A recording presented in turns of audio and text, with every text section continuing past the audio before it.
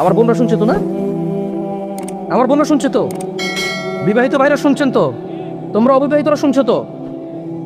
আমি তোমাদেরকে আজকে এমন এক গল্প শোনাচ্ছি গতকালের, যেটা তোমার সারা জীবনের শিক্ষণীয় হতে পারে। আর আজকের দিনে আমি বিলিভ করি, যদি আমি এরপর আর একটা বক্তব্য না দিই, একটা হাদিস, একটা আয়াত না বলে, যদি ওয়াখির দাওয়ানা আলহামদুলিল্লাহি রাব্বিল আলামিন বলে চলে যাই, আমার এখানে আসার সার্থক যদি তোমরা বুঝতে পারো, আমার তোমরা মনোযোগ দিয়ে শোনো, কথাটা মনোযোগ দিয়ে শুনবেন। এখানে অবিবাহিত কারা আছো? হাত তো অবিবাহিত কারা আছো? ঠিক আছে। আরে হাসার কি, যে এই বাঙালি যেটাই কই এটা হাসে, কি দুনিয়াটা কৌতুক বারে। অবিবাহিত কে আছে কারো, কি হাসার কিছু হয়ে গেল? কি মানে এটাও হাসার কিছু? ভাই আমি এখানে বললাম যে অবিবাহিত কারা আছে, সবাই হাসা শুরু করতো, মানে কি? আমি তেমন কখনো ব্যক্তিগত বিষয়ে তেমন বলি না মাহফিলে, এটা আপনারা অনেকে হয়তো জানেন যারা আমাকে চিনেন। গতকাল আমার কাছে প্রশ্ন আসলো তালাক বিষয়ে। আমি বেশিরভাগ সময় অ্যাভয়েড করি তালাক বিষয়ে প্রশ্ন। এমনিতে আমি নর্মালি কোনোদিন কোনো ফতোয়া দিই না। যখন নতুন নতুন বাংলাদেশে আসছিলাম আমি সৌদি আরব থেকে, তো আরও অনেক ছোট ছিলাম, রক্ত অনেক গরম ছিল, তখন আমি বিদআত শিরক এগুলো নিয়ে প্রায় ফতোয়া দিতাম, আর অনেক ভেজাল লাগতো, সত্যি কথা। আল্লাহ আমাকে আশ্রয় দিয়েছে। এখন আমার উস্তাদরা, বড়রা যারা আছে, তারা আমাকে বললো যে জামশেদ তুমি ফতোয়া দিও না, কোরআন সুন্নাহ থেকে মানুষকে তুমি আহ্বান করো, ভালোর দিকে ডাকো, মন্দের দিকে নিষেধ করো, আল্লাহ তোমাকে যতটুকু তৌফিক দিয়েছে। ফতোয়া অনেক বিস্তর বিষয়, অনেক সিচুয়েশনের উপরে ফতোয়া চেঞ্জ হয়। দেখা যায় একই বিষয়, মানে সাবজেক্ট এক, পরিস্থিতিতে দুই রকম অ্যান্সার। তো তোমার এখনো সেই প্রজ্ঞা যদি না হয় তুমি দিও, আর প্রজ্ঞা হলে দিও। তা আমি ওনাদের কথা চিন্তা করেছি যে আমার সেই প্রজ্ঞা হয়নি যে আমি দিব, কারণ এখানে হানাফিরা বলে যে একসাথে 3 তালাক দিলে হয়ে যায়, আর শাফি হাম্বালিরা বলে যে যতবারই তালাক দেয় একবার। এখন যারা হানাফি নিজেদেরকে বলে, ওনারাও কিছু দলাইল পেশ করে, আর যারা শাফি মালাকি আছে বা আহলে হাদিস সালাফি আছে, তারাও সূরা বাকারার মধ্যে যেমন তালাক ও মারাতান, তালাক 2 বার, মানে 2 দফায়, এভাবে দিয়ে বলে। তো আমি চিন্তা করছি এটা বড়দের বিষয়। কার বিষয়? এটা আমার ম্যাটার না, আমার এত জিম্মেদারি নেওয়ার এখনো অতটুকু যোগ্যতা হয়নি। তো বেশিরভাগ তালাকের যখন প্রশ্ন আসে, আমি বড় বড় আলেম যাদেরকে চিনি, যেমন আমি সৌদি আরবে ছিলাম, তাহলে বেশিরভাগ যাদেরকে আমি চিনি তারা মদিনা ইউনিভার্সিটির স্কলার। কেউ হাফার বাতান ইসলামিক সেন্টারের লেকচারার, কেউ রিয়াদ ইসলামিক সেন্টারের লেকচারার, কেউ আল আহসা ইসলামিক সেন্টারের লেকচারার সৌদি আরবে, যাদের সাথে আমার পরিচয় আছে খুব ছোটবেলা থেকে। আমি যাদেরকে চিনি, যারা আমাকে খুবই আদর করে। তো আমি যেটা করি, যখন এই তালাকের মাসলা মাসাইল আসে, নর্মালি কোনো প্রশ্ন আসলে আমি জবাব দিই না, কিচ্ছু রিপ্লাই করি না, কারণ আমি জানি আমি ফতোয়া দিব না, আমি ইগনোর করার চেষ্টা করি। খুব সহজ থেকে সহজ প্রশ্ন আসলো দিতে চাই না, কাউকে না কাউকে ট্রান্সফার করে দিই। তো ওই একটা বোন মেসেজ লিখলো, আমি ওয়ালাইকুম আসসালাম দিয়ে লিখেছি আপনি যে কোনো প্রশ্ন লিখে করেন। তখন সে লিখে প্রশ্ন করলো যে তালাকের বিষয়। আমি বললাম যে আমি তালাকের বিষয়ে ফতোয়া দিতে জানি না, আমি একজন বড় আলেমের নাম্বার দিচ্ছি, আপনি ওনার সাথে কথা বলে আপনি জেনে নেবেন। হোয়াটসঅ্যাপে মেসেজ দিন, ওনাকে কল করে দিন, সমস্যা নেই। এখন উনি আমাকে একটা ভয়েস মেসেজ পাঠালো যে ওনার হাজব্যান্ড ওনাকে তালাক দিয়েছে 3 বার।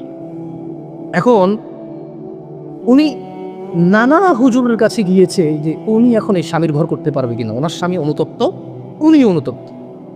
তো বললো যে আমি বেশ কিছু হুজুরের কাছে যতটুকু আমি আমাকে বলেছে যে আমি আহমদুল্লাহ হুজুরকে মেসেজ করেছি, উনি রিপ্লাই করেনি, আমি আজারি হুজুরকে মেসেজ করে রিপ্লাই করেনি, আমি আব্দুল রাজাক ইউসুফ হুজুরকে মেসেজ করেছি, উনি রিপ্লাই করেনি, আমি কুয়াকাটা হুজুরকে মেসেজ করেছি, রিপ্লাই করেনি, আপনি জামশেদ মজুমদারের ফেসবুকে মেসেজ করেছি, রিপ্লাই করেননি, এর মধ্যে কেউ রিপ্লাই দেয়নি। আপনি আমাকে ওয়ালাইকুম আসসালাম রিপ্লাই দিয়েছেন হোয়াটসঅ্যাপে মেসেজ দেওয়াতে। আমাকে একজন হুজুর বলল আমি আমার স্বামীর সাথে থাকতে পারবো একটা হারাম কাজের মাধ্যমে। কি কাজের মাধ্যমে? হারাম কাজের মাধ্যমে। চিন্তা করলাম, হুজুর যদি বলে হারাম কাজের মাধ্যমে থাকতে পারে, তাহলে হুজুর নিজে তো এটাকে হারাম বলছে, জিনিসটা কি? তখন আমি বোনকে আর সাহস করে কিছু না বলে, আমি শেখ মুস্তাফিজুর রহমান বিন আব্দুল আজিজ আল মাদানী হাফিজাহুল্লাহ, উনি সৌদি আরবে হাফারুল বাতান ইসলামিক সেন্টারে ছিল, খুব আদর করে আমাকে। আমি বললাম যে আমি একজন বড় আলেমের নাম্বার দিচ্ছি, আপনি ওনাকে কল দিয়ে আপনার মাসালাটা জেনে নেন, আমাকে আপনার পুরো কথা খুলে বলার দরকার নাই, আপনি ওনার সাথে ডিসকাস করেন। ঠিক 2 ঘন্টা বা 3 ঘন্টা পর উনি আমাকে মেসেজ দিল যে হুজুর আমি তো আপনার সাথে কথা বলতে চাই। আমি বললাম যে আমি আপনার সাথে কথা বলবো না, আমি আপনাকে যার নাম্বার দিয়েছি, যদি ওনার কথায় আপনার কিছু বুঝে না আসে তাহলে আমার কথা আপনার বুঝে আসবে না। বলে যে না হুজুর, ওনার সাথে আমার স্বামী কথা বলেছে, তবে আমার স্বামী একটা বিষয় গোপন করে কথা বলেছে, গোপন করে কথা বলার পরেও হুজুর বলেছে যে তালাক হয়ে গেছে। কিন্তু এখন আমার স্বামী হাফেজে কোরআন, আলেম পাস, আমার স্বামী বলছে তালাক হয়নি। আমি বললাম যে ওকে, আপনি শেখকে কল করে বলেন যে আপনার স্বামী এটা গোপন করেছে। বলে যে আমি ভয় পাচ্ছি ওনাকে কল দিতে, কারণ আমার স্বামী কথা বলে শুনি এবার কি মনে করে। আমি শুনি কিচ্ছু মনে করবে না, আমি ওনাকে ফোন দিচ্ছি, আপনি কথা বলেন। ভদ্রমহিলা কথা বললেন। তখন জোহরের টাইমের সময় হয়েছে, আমি ফোন দিলাম। এবার মানে আমার একটু মেজাজ খারাপ হয়েছে। কি খারাপ হয়েছে? মেজাজ খারাপ আছে। ওই ভদ্রমহিলা আমাকে বারবার বলতে চেষ্টা করতেছে যে আমার একটা বাচ্চা আছে, যদি এখন আমরা স্বামী স্ত্রী আলাদা হয়ে যাই আমার বাচ্চাটার কি হয়, কনসার্ন কোথায়? বাচ্চা। আমি কল করলাম, কল করে বললাম আপনি তালাক হয়েছেন বা হন নাই, আমি কি এরকম কিছু বলছি? বলে যে না। আমি বললাম ধরে নেন আপনার স্বামী আপনাকে তালাক না দিয়ে যদি গলা একটা কোপ দিত, আপনার গলাটা কাটতো কিনা? বলে যে কাট। আমি বললাম তালাক দিল, তালাক হবে। এবারে হুঁশে দিছে না বেহুশে দিছে, রাগ করে দিছে না আদর করে দিছে, মজা করে দিছে নাকি দুষ্টামি করে দিছে,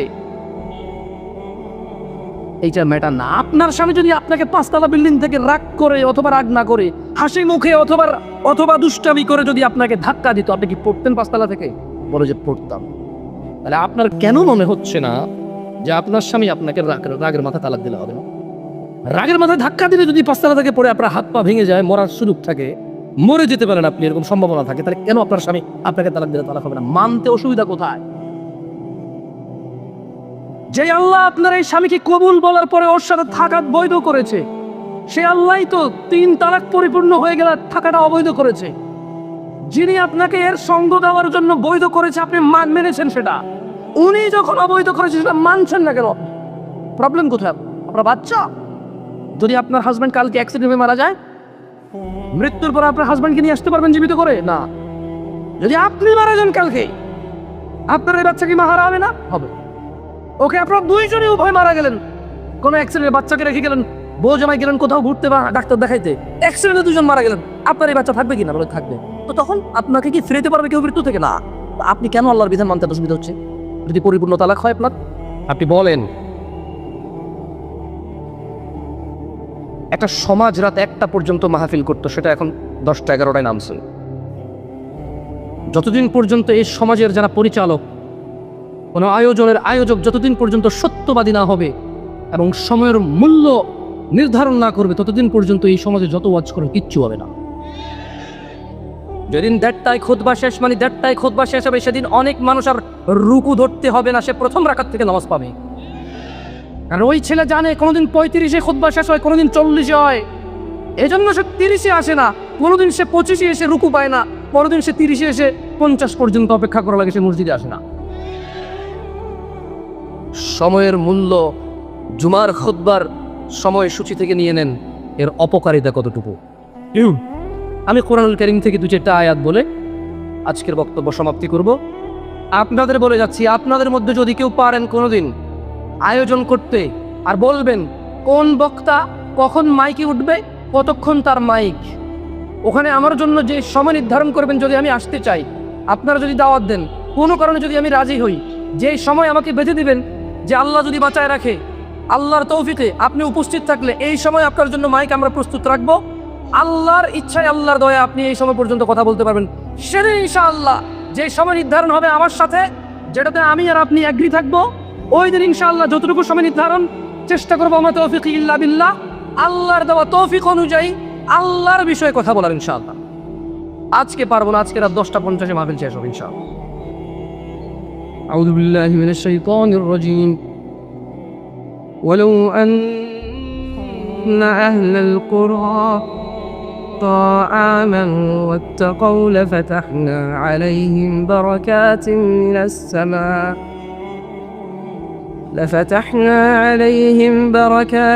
من السماء والأرض ولكن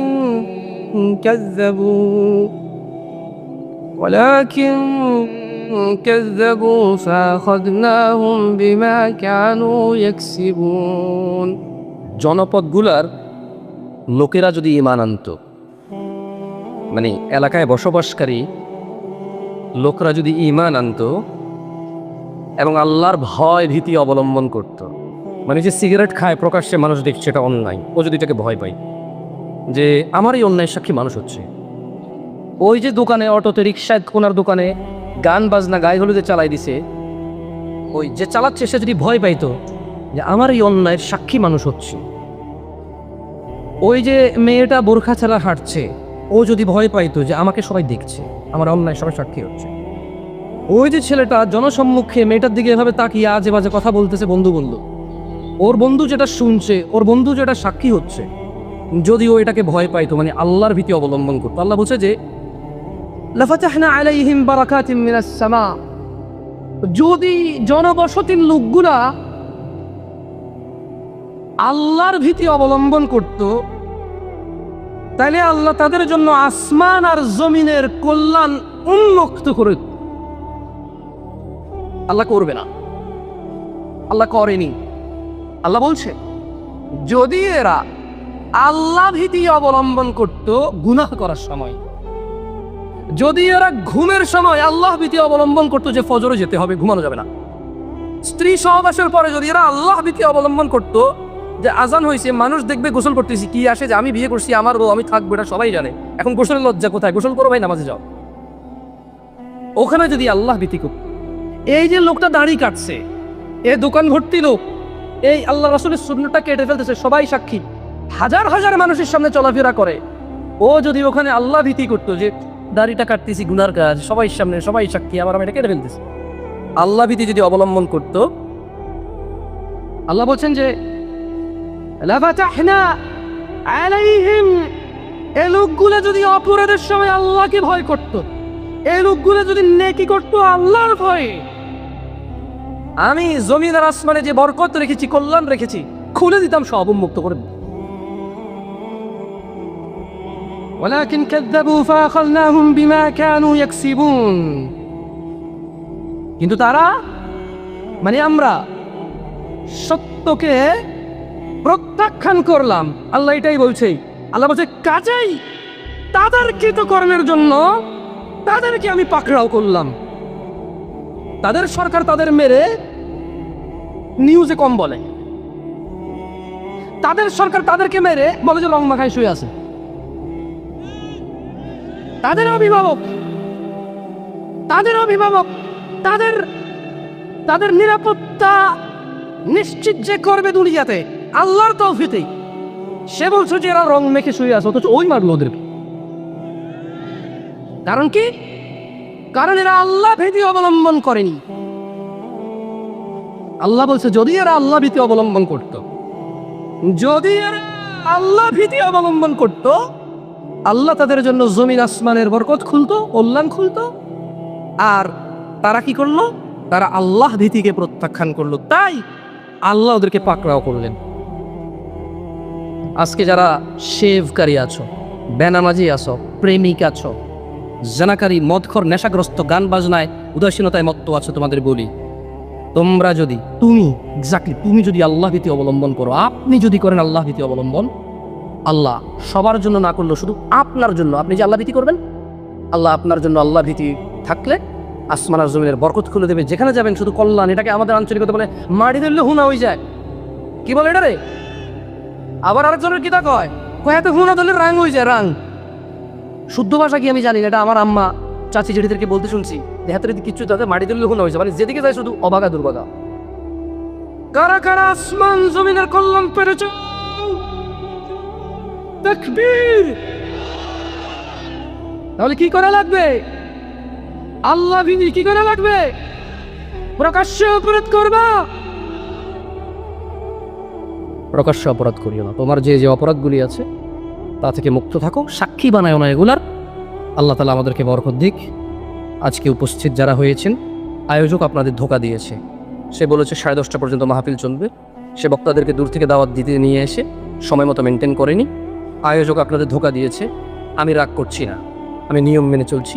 আমি অনেক নিয়ম মানি, এটা আমি বলবো না। আমার এমনিতেই ঘুলে ভরা জীবন, এত মানুষের সামনে সাক্ষী রেখে আমি অনিয়ম করতে পারবো না। আকুলু কওলি হাযা ওয়াস্তাগফিরুল্লাহ লি ওয়া লিসাইরিল মুমিনিন ফাস্তাগফিরু ইন্নাহু হুয়াল গফুরুর রহিম। সুবহানাকাল্লাহুম্মা বিহামদিকা আশহাদু আল্লা ইলাহা ইল্লা আনতা আস্তাগফিরুকা ওয়া আতুবু ইলাইক। আসসালামু আলাইকুম। বোন, এই যে তুমি একটা ছেলের সাথে সম্পর্কে জড়াচ্ছ, এই ছেলেটা ওই ছেলে যে তোমাকে বিয়ে না করে তোমার সাথে সম্পর্কে জড়াইছে। তোমাকে এদিক সেদিক, আনাচে কোনাচে, বাহিরে, পার্কে, কত জায়গায় ডাকে। মোবাইলে তার কত ধরনের আবদার, তোমার কাছে এটা প্রেম মনে হয়, অথচ তুমি আর সে স্বামী স্ত্রী নও। একবার ভেবে দেখো, তোমাকে বিয়ের পর অন্য একটা মেয়ের সাথে সেম যদি সে করে, তুমি পরকীয়া বলবে আর সে বলবে পুরুষ একাধিক বিয়ে করতে পারে। কিভাবে? যেমন তোমাকে বিয়ের পূর্বে সে তোমার সাথে 4 বছর 5 বছর জানাবে বিচার, যেটাকে তোমরা প্রেম বলেছ, একইভাবে অন্য একটা মেয়ের সাথে সে 4 বছর 5 বছর সম্পর্ক রাখবে, তুমি বলবা পরকীয়া, সে বলবে পুরুষ একাধিক বিয়ে করতে পারে। বোন আমার, তুমি তোমার স্বামী ছাড়া যে পুরুষের সাথে ঘনিষ্ঠ হও, সে একটা দুশ্চরিত্র পুরুষ, সে ওই কাপুরুষ যার এতটুকু ক্ষমতা নাই বিয়ে করবে বলতে পারে, যার এই যোগ্যতা নাই তোমার বাড়িতে বিয়ের প্রস্তাব পাঠালে সে রাজি হবে। তোমার বাবা, ভাই, আত্মীয় স্বজন এরা রাজি হবে, তার যোগ্যতা নেই। বিষয়টা আমি অর্থ দিয়ে বিচার করছি না, ইভেন তার চরিত্র সুন্দর নেই, তার চলাফেরা সুন্দর নেই, তার শিক্ষা দীক্ষা সুন্দর নেই, তার বখাটেপনা আছে, তোমার বাবা অথবা মা, আত্মীয় স্বজন হয়তো রাজি হতো সে দরিদ্র হলেও, যদি তার চরিত্র ভালো হতো, যদি সে ভদ্র, নম্র ও সুশিক্ষিত হতো। অর্থ হয়তো তারা স্যাক্রিফাইস করতে পারতো, যে ছেলে শিক্ষিত, একসময় চাকরি পাবে বা কিছু করবে, ভদ্র মেয়ে আমার সুখী হবে। মনে রাখবা বোন আমার, বিবাহের পূর্বে তুমি যত ছেলের সাথে তুমি ঘনিষ্ঠ হয়েছ, প্রত্যেকটা ছেলে দুশ্চরিত্র, বিবাহের পরেও তার চরিত্র ভালো হবে না। কারণ 4 বছর তোমার সাথে জেনা করার পরে বিয়ে করলে যদি তার চরিত্র খারাপ না হয়, তোমাকে বিয়ে করে আরো 10টা মেয়ের সাথে 400 বছর নষ্টামি করলে চরিত্র খারাপ সে নিজের কেন মনে করবে বলতে পারো? তোমাকে বিয়ে না করে যদি পার্কে ডাকে, মোবাইলে নানা আবদার করে, এখানে সেখানে আনাচে কোনাচে ডাকে, তাহলে তোমাকে বিয়ে করার পরে অন্য একটা মেয়েকে বিয়ে না করে সেম কাজ যদি সে করে, কোন যুক্তিতে সে নিজেকে দুশ্চরিত্র মনে করবে আমাকে বলতে পারো? বোন আমার, তুমি কত বোকা! তুমি তোমার ভাবির সাথে নিজের আন্তরিকতা শেয়ার করো, অথচ তোমার ভাবি তোমার আপন হবে না, আবার তোমার পরও না, সে তোমার পরম আত্মীয়। তোমার তার সাথে যৌক্তিক সম্পর্ক থাকা উচিত, আত্মার সম্পর্ক কখনো গড়ে উঠবে না। আমি বলছি না সবাই এরকম হবে, তবে বেশিরভাগ তোমার ভাবি তোমার সাথে আত্মার সম্পর্ক করবে না। যেমন তুমি একটা উদাহরণ নাও, তুমি মনে করো তোমার ভাবি তোমাকে মায়ের মতো আদর করবে, বড় বোনের মতো আদর করবে, বড় ভাই মায়ের মতো হয়, নানা কত কিস্সা কাহিনী তুমি বলো, আর তুমি মনে মনে তার থেকে অনেক বেশি কিছু আশা করো, আর তুমি যা আশা করো তা তো তুমি পাওই না, বরঞ্চ তুমি এর উল্টাটা পাও। যেমন তোমার ভাবি তোমাকে হিংসুক মনে করবে, সে তার সুখের সংবাদ তোমাকে দিবে না, সে তার সুখের সংবাদ তোমাকে দিবে না। ধরে নাও একটা মেয়ে যদি সে গর্ভবতী হয়, তাহলে সে 40 থেকে 45 দিনের মধ্যে সে নিজে জানতে পারে সে গর্ভবতী হয়েছে। দেখা যাবে তোমার ভাবি এটা সবাই, যারা তার একেবারেই আপন, যে সে যাদেরকে মনে করে, সবাইকে জানাইছে। তুমি জানতে পারবা কতদিন পরে? 6 মাস পরে, হতে পারে বাচ্চা হওয়ার সময় জানছো, হতে পারে 4 মাস পরে জানছো, হতে পারে তুমি তৃতীয়, চতুর্থ, পঞ্চম কারো থেকে শোনার পরে বিশ্বাস করনি, কারণ তোমরা একই বাসায় থাকো, প্রতিদিন তোমাদের যাওয়া আসা হয়, অথবা মাঝে মধ্যে তোমাদের যাওয়া আসা হয়। তবে তোমার মা সেই ঘরে বসবাস করে, তোমার বাবা সেই ঘরে বসবাস করে, তোমার ভাই, তুমি সেটা জানবা না, কারণ সে তোমার ভাবি। তুমি তোমার স্বামীর সংসার নষ্ট করো ভাইয়ের জন্য, কিন্তু তুমি কি কখনো শুনেছো কোনো ভাবি তার সংসার নষ্ট করেছে ননদ অথবা নন্নসের জন্য? তোমরা কি বলো এটাকে? আমাদের এলাকায় স্বামীর বড় বোনকে নন্নস বলে, স্বামীর ছোট বোনকে ননদ বলে, ননদ ননাই কিছু একটা। তুমি কি কখনো শুনতে পেরেছো এটা? যত তুমি তোমার ভাইয়ের জন্য স্বামীর সংসারে যত ভেজাল, যত স্বামীকে তার পরিবার থেকে দূর করো, কোনোদিন কি তোমার ভাবি তোমার জন্য এরকম করেছে? করে না। কারণ মেয়েরা তার শ্বশুর বাড়িতে শুধু তার স্বামীকে আপন মনে করে, আর কাউকে আপন মনে করে না। ওয়ালাইকুম আসসালাম ওয়া রাহমাতুল্লাহ। হ্যাঁ, মেয়েরা মানে স্বামীর বাড়িতে শুধু স্বামীকে আপন মনে করে, আর কাউকে আপন মনে করে না। সো তুমি বোকা, তুমি কখনো এটা আশা করবে না যে তোমার ভাবি তোমাকে এটা খেতে বলবে, ওইটা খেতে বলবে, তোমাকে এটা করবে, সেটা করবে, বরাবর। নো, সে তোমার পরমাত্মীয়, শ্রদ্ধেয়, তাকে তুমি মূল্যায়ন করবা, শ্রদ্ধা করবা, তার জীবন সে বাঁচবে, তোমার জীবন তুমি বাঁচবা। সে যদি তোমার উপকার আসে তার কৃতজ্ঞ হও, সে যদি তোমার উপকারে না আসে তার প্রতি ক্ষোভ রাখার কোনো কাজ নেই। কেমন? সো আমার বোনদের প্রতি আমি এই নসিহাগুলো উৎসর্গ করলাম। তোমরা বোকার স্বর্গে বসবাস করো, নিজে একটা এমন ছেলেকে বিয়ে করো যেই ছেলে তোমাকে বিয়ে না করে 4 বছর কথা বলে, এটাকে দুশ্চরিত্রতা মনে করে না। নিজে এমন একটা ছেলেকে বিয়ে করো যে ছেলে তার বিয়ের খবর তার মা বাপকে বলতে পারে না, বলে যে এটা এখন গোপন থাকবে, পরে 3 বছর 4 বছর পরে তোমাকে তুলে নেবে। আরে এমন কাপুরুষকে কেন বিয়ে করবা? যে কাপুরুষ বিয়ের এলান করতে পারে না, সে একজনকে বিয়ে করছে সেটা সে বলতে পারে না, এর চাইতে নিম্নমানের কাপুরুষ আর পৃথিবীতে আছে? পুরুষের মধ্যে নানা রকম কাপুরুষ আছে, কিন্তু এর চাইতে সর্বনিম্ন কাপুরুষ আর কে? যে কোনো মহিলাকে বিয়ে করে এবং বলে যে আমি এখন বলতে পারবো না যে আমি বিয়ে করছি। এমন কাপুরুষকেও কোনো মেয়ে নির্বাচন করে। এরপরে 6 মাস বছর যাওয়ার পরে বলে যে ও আমার খোঁজ রাখে না, এখন বলছে ওর আগের বউ মানে না, এখন বলছে ওর বাবা মানে না, এখন বলছে ওর মা আত্মহত্যা করবে, ওর বাবা ওর মাকে তালাক দেবে, ও আমাকে নিতে পারবে না, কান্নাকাটি করছে, ওর বড় ভাই মামলা দেবে, ওর আগের বউ মামলা দেবে। হুজুর আমি কি করব? তুমি এক বোকা মেয়ে, গর্ধব তোমার মাথায় গোবর। তুমি দুশ্চরিত্র ছেলেকে বিয়ে করে চরিত্র কামনা করো। তুমি হচ্ছ ওই বোকা, যেই বোকা নিজে বিয়ে না করে একটা পুরুষের সাথে কথা বলার পরে ওই পুরুষকে প্রেমিক বলো, দুশ্চরিত্র বলো না, অথচ একই পুরুষ অন্য মহিলাকে বিয়ে না করে কথা বলে থাকে দুশ্চরিত্র বলো। তোমার সাথে যদি জানা ব্যভিচারে লিপ্ত হয় তাহলে পুরুষ প্রেমিক, আর অন্য কারোর সাথে জানা ব্যভিচারে লিপ্ত হলে পুরুষ দুশ্চরিত্র। তুমি হচ্ছ সেই বোকা মেয়ে। আই এম সরি, আমার মুখ বাঁকা হয়ে যায়। I am very sorry sister. বোন আমার, আমি আন্তরিকভাবে ক্ষমা চাচ্ছি, আমার মুখ বাঁকা হয়ে যায়, আমার হাত পা নড়ে চড়ে, আমার রক্ত সঞ্চালনের গতি বেড়ে যায় তোমাকে নিয়ে এগুলো বলতে গেলে। আমার হচ্ছে টেলিভিশনে ইন্টারনেটে অনেক সুন্দর করে কথা বলে অনেক হুজুররা, ওইরকম করে বলা হয়, তো আমি পারি না। আমি এইসব বিষয়ে কথা বলতে গেলে পারি না সুন্দর করে বলতে, আমি কি করবো বলো? আর ওই যে ওই ছেলে, ও তো কাপুরুষ যে বিয়ের ঘোষণা দিতে জানে না। হ্যাঁ, এই পৃথিবীতে লক্ষ কোটি মানুষ, এক এক দেশের মানুষ এক এক রকম, রাস্তা বের হলে একটা ছেলে যদি মেয়ের দিকে তাকায়, মেয়ে পছন্দ হতেই পারে, কিন্তু এখন ও কত বোকা বলে যে একেই বিয়ে করতে হবে, ওর পছন্দ হইতেই পারে, কেন হবে না? পুরুষ মেয়ের প্রতি আকর্ষণ আছে, এটাই তো স্বাভাবিক। এই জন্যই তো আল্লাহ সংযত হইতে বলছে, সংযত থাকতে বলছে, চক্ষু নিচ রাখতে বলছে, ধৈর্য ধরতে বলছে, সিয়াম পালন করে তাকওয়া বৃদ্ধি করতে বলছে। নিজের বিবাহ করে অন্য অন্য জায়গায় যদি খায়েশ জায়গায় সেখানে যাওয়া হারাম, বউয়ের কাছে আসবে, সেজন্যই তো, কারণ ওর ভালো লাগতো অন্য জায়গায়।